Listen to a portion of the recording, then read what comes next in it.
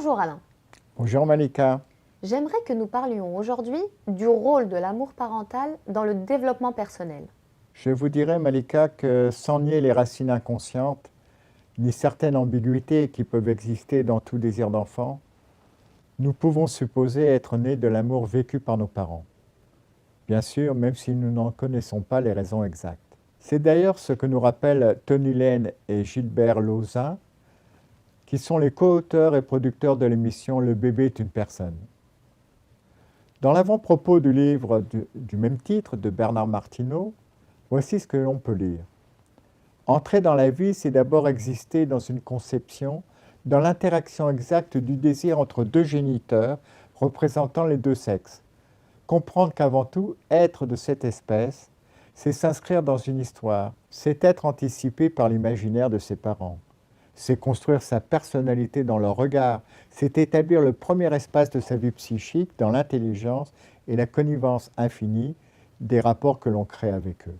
Les auteurs précisent, nous avions comme objectif de décrire dans une langue simple et accessible le processus alchimique qui, depuis le désir, produit l'être humain, l'accueille, le personnalise et continue de l'envelopper lorsqu'il a rejoint le monde où nous vivons.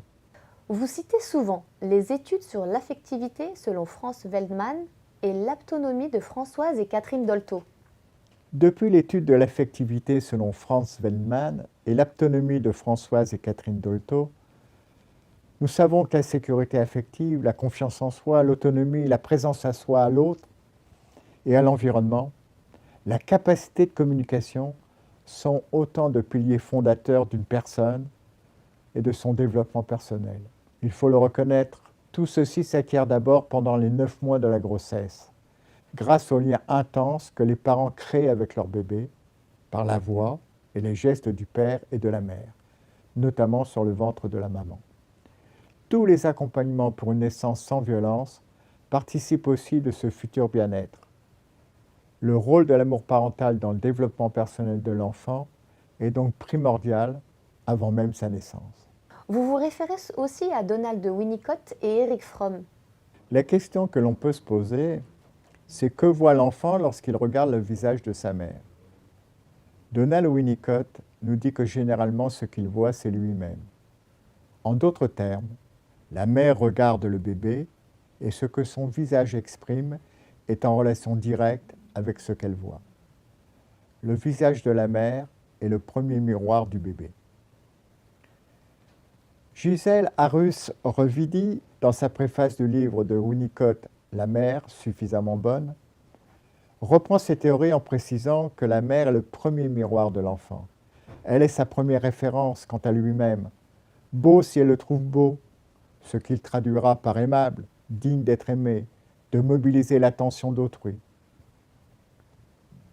En revanche, quand la mère est trop préoccupée parce que dépressive, absente, en conflit avec son mari et avec elle-même, l'enfant ne reçoit aucune image de lui-même, aucun retour. En conséquence, selon le regard et l'amour de la mère envers son enfant, son développement personnel et sa possibilité de réussir sa vie peuvent se bloquer, s'atrophier, ou au contraire se libérer et s'exprimer. Nous pouvons aussi parler de l'amour inconditionnel de la mère pour son enfant.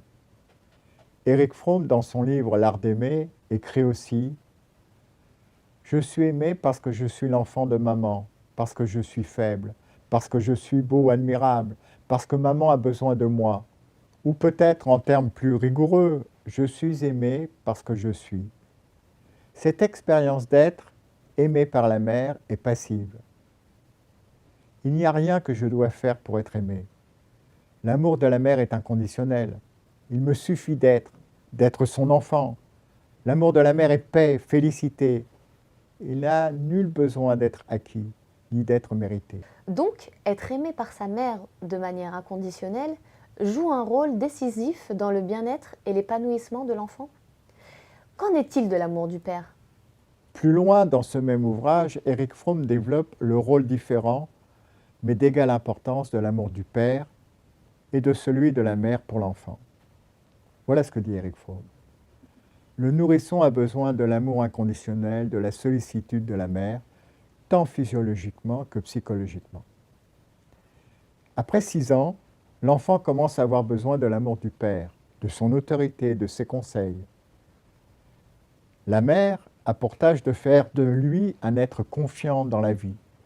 Le père de lui servir de guide pour faire face aux problèmes auxquels le confronte la société particulière dans laquelle il est né. Dans le cas idéal, l'amour maternel s'abstient de freiner la croissance de l'enfant, de donner une prime à sa faiblesse. Il importe que la mère ait foi en la vie et que par conséquent, elle ne soit pas hyper anxieuse pour ne pas contaminer l'enfant par sa propre angoisse. Le souhait que l'enfant conquiert son indépendance et finisse par se séparer d'elle doit aussi faire partie de son existence. Quant à l'amour du père, Malika, il doit se régler sur des principes et des attentes. Il doit être patient et tolérant plutôt que menaçant et autoritaire. Il importe qu'il communique à l'enfant qui grandit un sentiment croissant de compétence et lui permette par la suite de devenir son propre maître en se passant de l'autorité paternelle. En fin de compte, lorsqu'elle est à maturité, la personne est devenue sa propre mère et son propre père. Comment se libérer d'un manque d'amour durant l'enfance? Bien évidemment, nous n'avons pas tous bénéficié de l'amour dont nous ressentions le besoin. Mais il nous faut reconnaître que l'on ne naît pas parent, on le devient. Entre l'enfant et le parent se construit une relation qui, selon la nature, la sensibilité et l'histoire de chacun, peut se traduire en de nombreuses joies, en événements fondateurs, mais aussi en de multiples peines, blessures et frustrations. Ainsi, le plus souvent, il émane de nos expériences passées, des forces vives et des blessures émotionnelles. Or, il nous paraît impossible d'accéder à un authentique bien-être en étant uniquement centré sur les difficultés et en évoquant d'entretien en entretien les mêmes problèmes. Ainsi, être responsable de notre vie présente, de notre advenir, nécessite de nous libérer de l'impact de ces souffrances, mais aussi de nous référer aux bienfaits déjà reçus, afin d'être en mesure de mobiliser le meilleur de nous-mêmes. Ce qui implique, il me semble, d'effectuer un travail d'introspection par un accompagnement individuel. Par conséquent, dans notre programme d'accompagnement Le pouvoir de choisir, après avoir revisité les différents éléments de la vie de la personne, précisé les critères de ce qu'elle veut vivre, fixer des objectifs et des étapes, nous commençons toujours, lors d'un questionnement spécifique, par identifier ses talents et ses points forts pour répondre aux défis de la vie. Il est nécessaire de prendre conscience de nos savoir-faire, de nos savoir-être, afin de se réapproprier les éléments positifs de notre passé. Nous pouvons ainsi dynamiser l'ensemble des ressources qui sont déjà à notre disposition, ce qui va nous permettre de retrouver la confiance en soi, en nos possibilités, en la vie. C'est donc en nous référant au meilleur de nous-mêmes que nous allons être en mesure d'acquérir les modes de pensée, d'action, de communication qui nous conduiront à la réalisation de nos aspirations profondes d'étape en étape. Le début de notre accompagnement ouvre la personne à une réconciliation avec elle-même, avec ce qu'elle désire et ressent profondément être depuis toujours.